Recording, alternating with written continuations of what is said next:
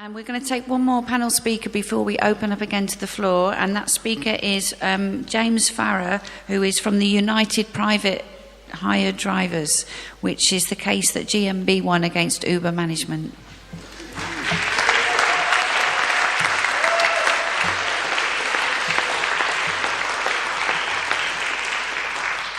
Good afternoon. Thank you very much. I'm on the clock, so I'll have to speak fast, and there's a lot to say.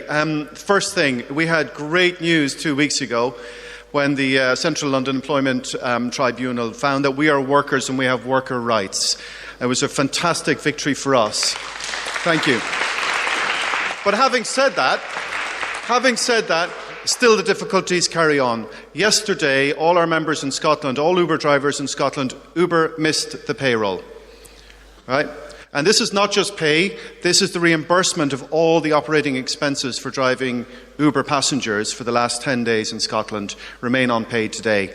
And if you go on our website, you will hear an audio clip of our members pleading with Uber managers for their pay. Some of them said that they had no more than 2 tanks worth of diesel left in their bank accounts in order to keep working. So they're having difficulty even earning enough money to keep working. It's a shame. It's an absolute tragedy. But let me tell you a little bit about Uber. The issue here is Uber's business model. It's one built on political connections. Uber's head of global communications is one Rachel Whetstone, who is godmother to David Cameron's child. She's married to Steve Hilton, author of The Big Society. It's one built on legal arbitrage. It's one where in London TfL has failed to regulate since 2012. It's failed because Uber runs between the taxi regulations and the private hire regulations. TfL obfuscates either deliberately or by omission, I don't know, but it has not been able to regulate it, and Uber has managed to get its feet under the table and double the number of private hire drivers in the last few years. Even Transport for London, both mayors recognise that there are far too many vehicles in London now in the private hire trade for it to be economically viable, but also in terms of congestion and pollution, but say that they're unable to stop licensing. It's a business model that relies on network effects. It relies on flooding the market of oversupply. So drivers are carrying the economic inefficiency of having too many of us out there. Uber pays zero marginal cost because we carry all the operating costs, all the risk. The only cost for Uber is just signing us up to the platform. So it's a business model that relies on challenging the regulations. There's no cap in London. There's no worker rights until last week. And it pays no tax. Us drivers, we are contracted out of the Netherlands, and it was from the Netherlands, and also every transaction that's recorded that is transacted in London is recorded in the Netherlands.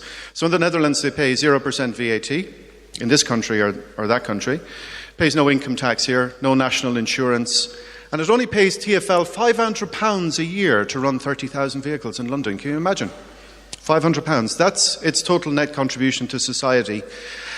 And it shelters offshore from income tax, VAT, and it attempted to do so for worker rights. That is until the judge took a look at these contracts, which Uber's first defence in court was to say Transport for London had fully vetted and verified its business model. Those are the words it said, verbatim. It's in the judgment. The judge thought otherwise. He said their language was twisted. It was full of fictions, the contracts that they imposed on us. And he said that the idea that 30,000 individual micro-entrepreneurs like myself attached to a platform like Uber was faintly ridiculous. Now, this is emphatic judgment from a judge who's not known to be on the side of workers. It was emphatic, it was clear. And yet, the only thing the Mayor of London could say was one solitary tweet, that he was glad that the law had been clarified.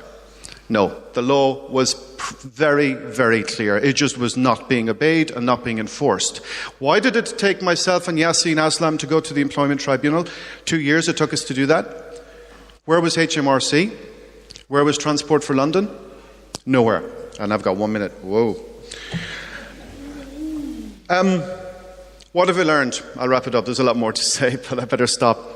What have we learned? First thing about the gig economy and the platform economy, always remember, and I come from a technology background myself, I've sold the hype myself in my day. Always remember that behind the gig economy, behind these platforms and technology, all you're really seeing is an innovation of the transaction. You're not seeing an innovation of the work, or the laws of physics have not disappeared into the cloud. You order an Uber car, a driver, a person, a vehicle has to come and pick you up. And it has to be paid for, and that driver has to earn a living. Now, you look at the fares and you work it out per hour and you figure out how you can make money on it. The reality is that drivers are working 80, 90 hours a week, because first they must cover their costs and then they must try to earn something. And the only variable they have in control in their control is to work more hours. In fact, if you read the judgment, the judge said that. The judge said clearly the idea that we're running our own businesses as independent people was ridiculous, because the only thing we could do was to drive more. We're not in charge of the customer, we're not in charge of the business, we're not in charge of the marketing, we're not even in charge of the transaction. So remember, when you hear the gig economy and you hear all about innovation, remember, in reality, the work still has to be done by somebody. Secondly, we need to understand that the laws exist and they need to be enforced. I've got to finish. The laws need to be enforced. The laws existed for worker rights. They were not enforced. HMRC should have done their job. They did not do their job. Transport for London should have done their job. They did not do their job. Finally, there's this challenge to organise in the network. We live in a very atomised existence within Uber. Uber controls all communication, so it's really a challenge for us to get organised, to reach out to other workers, but I think we're on the move now.